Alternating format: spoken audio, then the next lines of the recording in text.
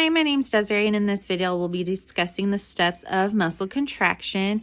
First and foremost, we are going to start with the neurostimulation phase. Let me get this way, get it a little easier.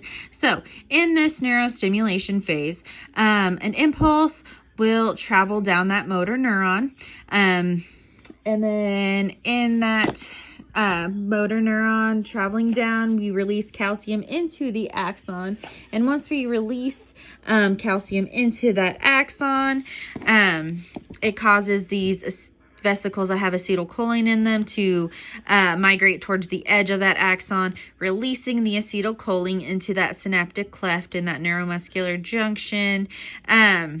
And once that's released, it binds to these channels, opening them up.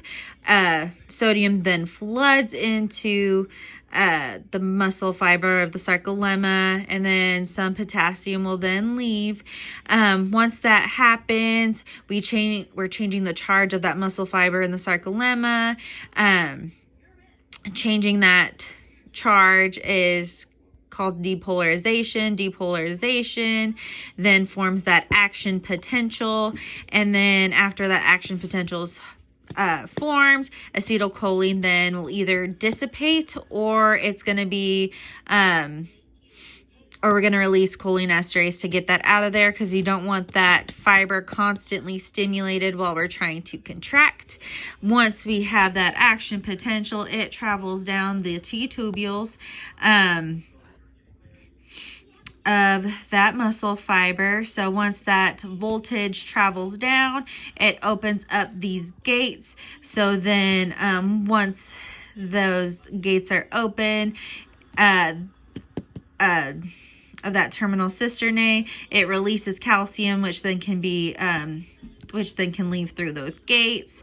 Once that calcium is out, it floods this actin. So you can see right here, this actin, calcium floods it. It then changes the shape so that we can see those binding sites, so that once we go to the contraction phase, these binding sites are open, and it makes it easier for those myosin heads to then attach to that actin. Last step would be the contraction phase. And so with the contraction phase, we need ATP. Once we get that new ATP, it attaches to the myosin heads, forming that ATP myosin complex. Then we kind of break down that ATP to ADP and a P group. Once we break that down, we then cock the head of that myosin so that it can, it's better suited to attach to that actin. And then that cross bridge is formed. A P leaves, that attaches myosin to this actin. We then get that power stroke, which then pulls the actin. It kind of moves the head of that myosin fiber a little more, so that we can release energy. It then releases that ADP, and new ATP comes, so that kind of pulls that, or when we get new ATP coming in, it pulls off the myosin head from that actin, and then we can restart this whole process. Thank you.